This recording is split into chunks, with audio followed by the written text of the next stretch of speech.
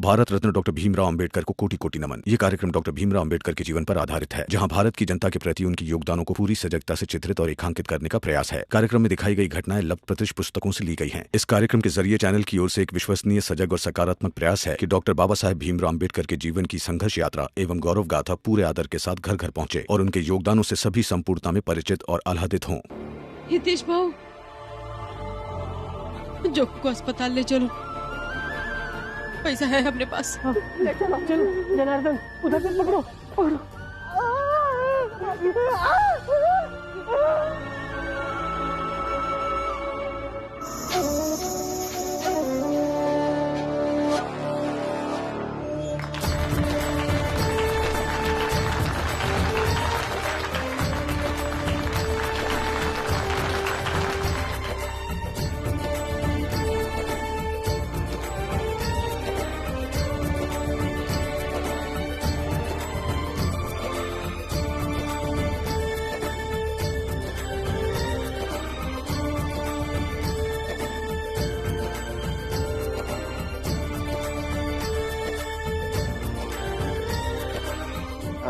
नरोत्तम जी, नरोत्तम जी, काम हो गया है। अभी वो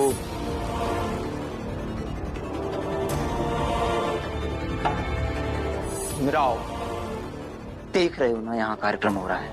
बैठकर देखो, चुपचाप देखो कैसे हम ऊंची जात के लोग कार्यक्रम करते हैं। कार्यक्रम खत्म हो जाएगा तो चले जाना, बैठ जाओ।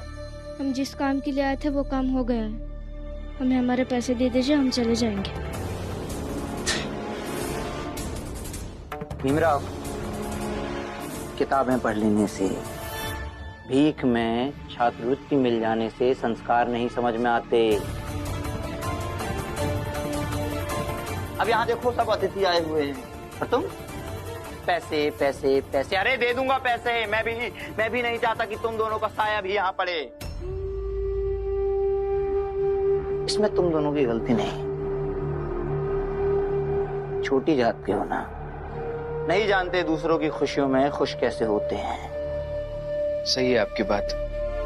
मैंने भी किताबों में यही पढ़ा है कि हमेशा दूसरों की खुशी में हमें भी खुश होना चाहिए। आपके घर ये कार्यक्रम है, ये कर लीजिए, पैसे बाद में दे दीजिए। बहुत खूब, हो खुश, चलो बैठ जाओ। नरोत्तम, ऐसी शुभ घड़ी पर क्यों इन मनुष्यों के मुंह लग रहे हो? तो आओ।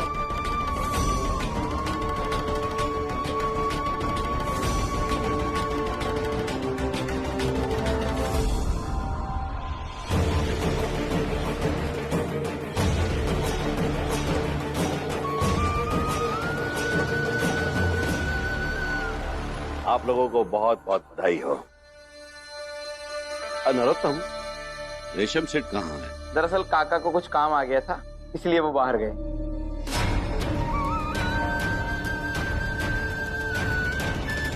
और आप सब लोग खड़े क्यों आए हो? बैठ जाइए। बैठिए बैठिए, सब बैठिए, आइए। ये हर्षोल्लास का समय है।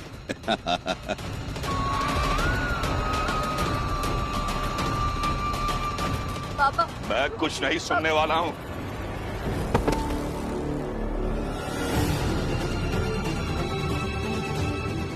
उधर ससुराल में आपकी बेटी अपने पति को खा गई, देवर पर डोरे डाल रही है,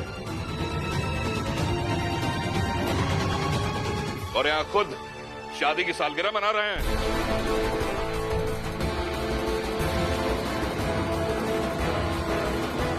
नहीं, अब मत चाहिए। संभालिए इसे, विधवा है, विधवा जो विधवा होकर भी विधवा धन का पालन नहीं कर रही है, ना तो सिर मुंडवाया, ना ही सात्विक जीवन जीने को तैयार है। अरे रखिए ऐसी बेटी को अपने पास। इसकी जिम्मेदारी तो हमने उसी दिन पूरी कर दी थी जिस दिन हमने इसका कन्यादान किया था। और इतना कष्ट क्यों किया तुमने इसे खींच कर यहाँ तक लाने का? रास्ते में नदी थी, कई कुएं थे, किसी में भी डुबोकर मार देते इसे।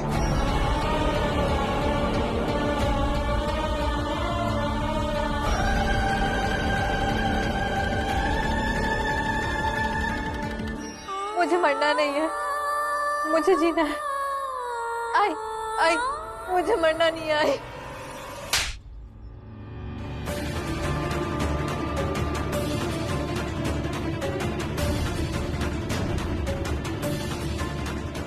विधवा हो तो विधवा धर्म के साथ रहना था ना। अपने देवर को फंसाकर ईश्वर की मर्जी से उलट जिंदगी देख रही थी। पता है ना ये सब पाप है। फंसाकर नहीं, रिश्ता बनाकर।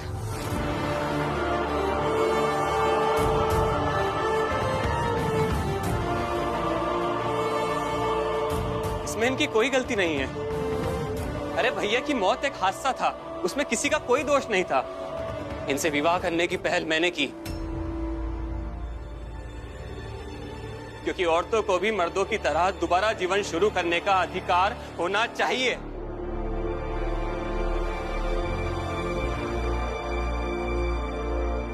इधर आ।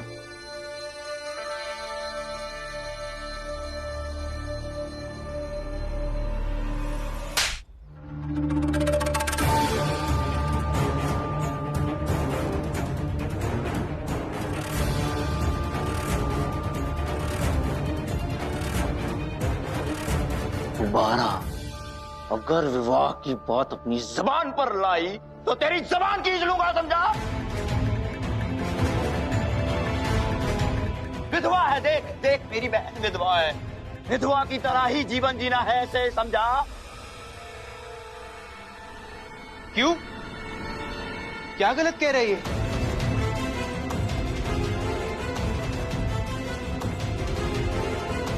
भीमराव, ये पकड़ पैसे, ये पकड़ और निकल यहां से, समझा?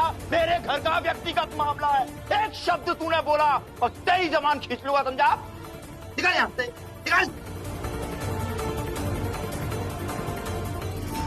आप सब, एक शादीशुदा लड़की जब अपने ससुराल से मायके आती है 4 दिन की मेहमान होती है, और ये विधवा है। इसका विधवा होना इसके ससुराल के भाग्य से जुड़ा है, ना कि इसके मायके के आंगन से, समझे? लेकर जाइए इसे, इससे पहले कि मैं अपना आपा खो दूं। लेकर जाइए इसे। ये है संस्कार? नरोत्तम जी, अभी अभी आप संस्कार की बातें कर रहे थे।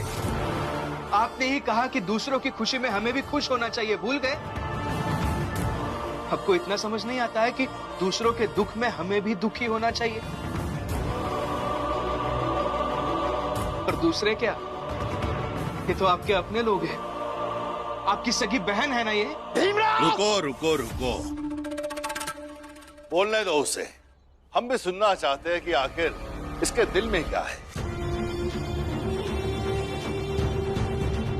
हाँ बोलो, क्या बोलना चाहते हो तुम? देखिए, मुझे बस इतना लगता है। रुको रुको रुको, थोड़ा सब्र करो। वो क्या है, मैं थोड़ा ऊंचा सुनता हूं। जब तुम्हारे पास आ जाऊंगा ना, तब सुनाना।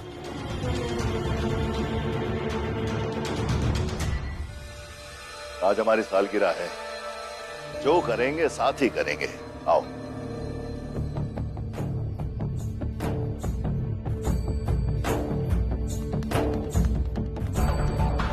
हाँ, अब बोलो, कहना क्या चाहते हो तुम? देखिए, आपके समाज में रहने वाली विधवा औरतों के लिए जीवन जीना रोज मरने के बराबर होता है। कोई इतनी बड़ी हिम्मत नहीं दिखाता अपने घर परिवार के विरोध में जाके। समाज से लड़कर इतनी बड़ी हिम्मत आपकी बेटी ने दिखाई है, और फिर उनका हाथ थामने के लिए ये भी है उनके साथ। मुझे बस इतना लगता है कि आपको आपकी बेटी का विवाह इनके साथ करवाना चाहिए। हाँ, और फिर आप ये भी तो सोचिए कि आपकी शादी के सालगिरह के दिन ये अवसर आया है कि आप अपनी बेटी को सारी खुशियां दोबारा दे सकते हैं। मैं खुश रखूंगा इसे। दिमाग खराब हो गया तेरा? नहीं होता है, ऐसा बिल्कुल नहीं होने दूंगी मैं, समझा? लेकिन आप जरा सोचिए ना, अगर आपने ऐसा होने दिया तो आपकी बहू का, आप दोनों की बेटी का जीवन कितना अच्छा हो जाएगा। भीमराव, जान मत दे वो। चुप हो जाओ।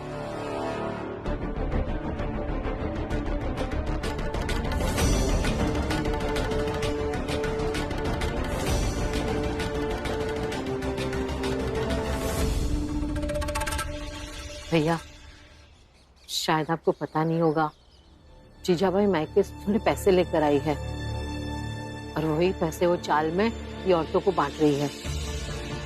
फुलिया तो बहन वही पैसे लेके जोकू का इलाज कराने गई है। भैया, जब से वो आई है तब से कुछ बदली बदली सी लग रही है। ये उसकी कोई चाल तो नहीं होगी?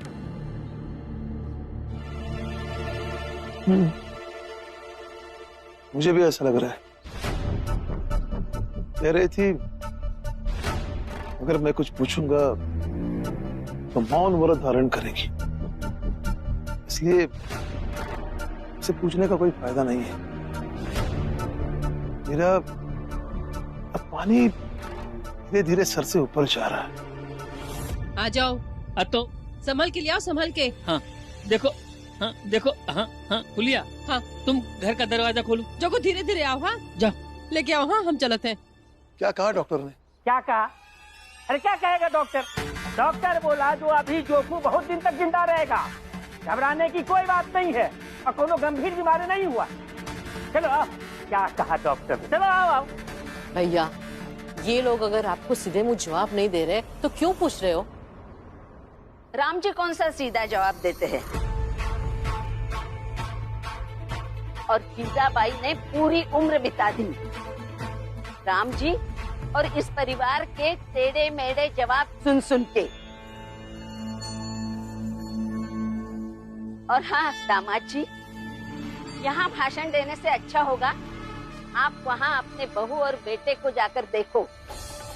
क्या पता जश्न किसी और का हो और बेइज्जत हो रहे हो रमा और भीम। बताया था नरोत्तम ने हमें कि बहुत चिंता रहती है तुम्हें दुनिया की। हाँ हाँ, और रहनी भी चाहिए। आखिर उसी व्यक्ति का जीवन अच्छा होता है जो दूसरों के लिए अपना जीवन खपाए। बहुत शौक है ना तुझे जीवन खपाने का, तो तुझे ये साबित करना पड़ेगा।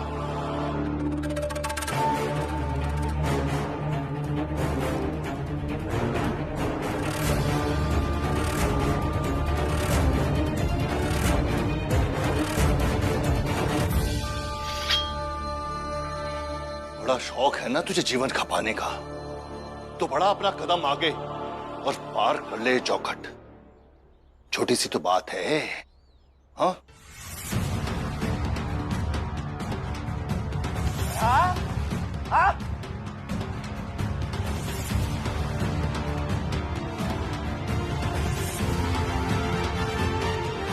क्या हुआ?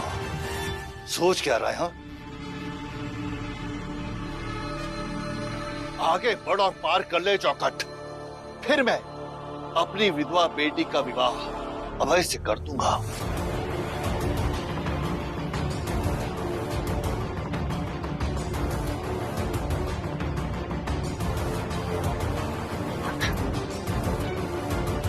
आप घर चलिए, मुझे ये कुछ ठीक नहीं लग रहा। चलिए। रुको।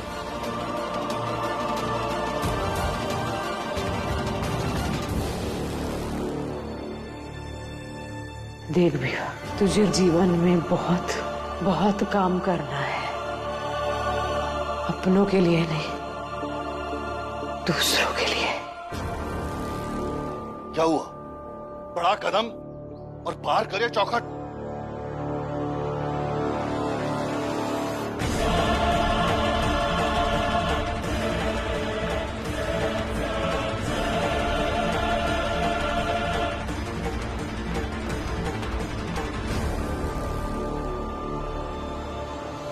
तूने क्या सोचा कि तू इस चौखट को इतनी आसानी से पार कर जाएगा और मैं करने दूंगा? क्या तू भूल गया अपनी जात और हमारी जात? अंदर आने के लिए तुम्हें अपनी जान देनी होगी। तो बोलो, क्या तुम तैयार हो अपनी जान देने के लिए और मेरी विधवा बेटी को न्याय दिलाने के लिए?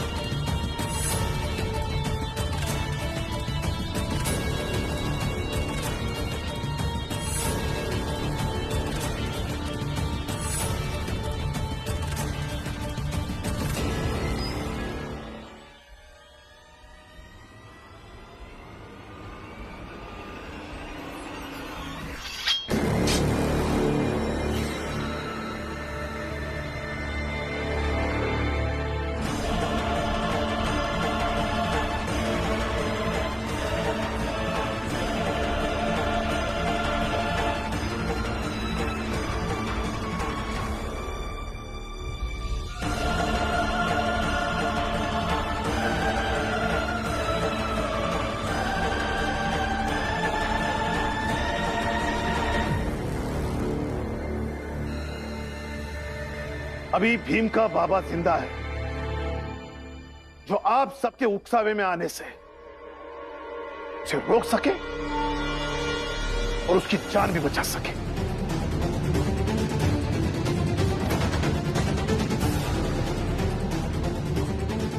चल बेटा। नहीं बाबा, ये लोग यहाँ गलत कर रहे हैं, बहुत गलत कर रहे हैं। रमा तुम समझाओ ना बाबा को। चल। हम जा नहीं सकते बाबा यहाँ से। भीमराव, जिस तरह तुम अपनी जान नहीं दे सकते, ठीक वैसे ही हम भी जाने नहीं दे सकते अपनी संस्कृति, अपनी परंपराएं, अपनी धारणाएं, अपनी मान्यताएं।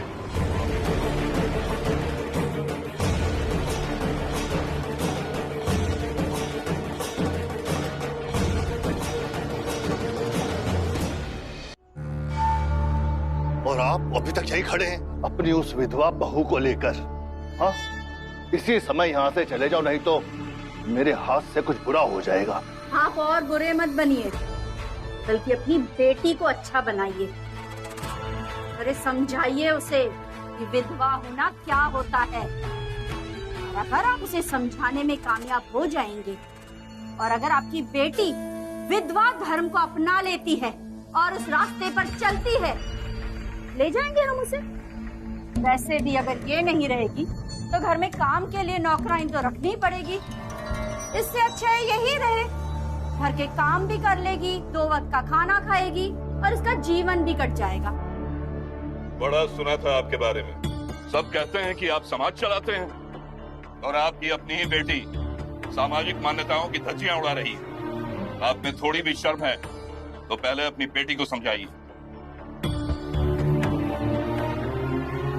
चलो। आई बाबा, मैं निर्मला को नहीं छोड़ सकता। मैं कुछ नहीं सुनना चाहता हूँ, घर चलो। नहीं नहीं बाबा, चल। मैं निर्मला को नहीं भूल सकता बाबा। बाबा छोड़िए बाबा। चल। बाबा मेरा हाथ छोड़िए बाबा।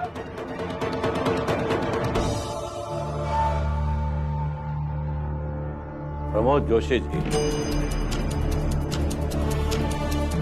वैसे वो लोग गलत नहीं कह रहे थे। जब आपकी खुद की ही बेटी मान्यताओं की धज्जियां उड़ाकर उसके खिलाफ होगी, कैसे कोई उसे अपने ससुराल में रखेगा?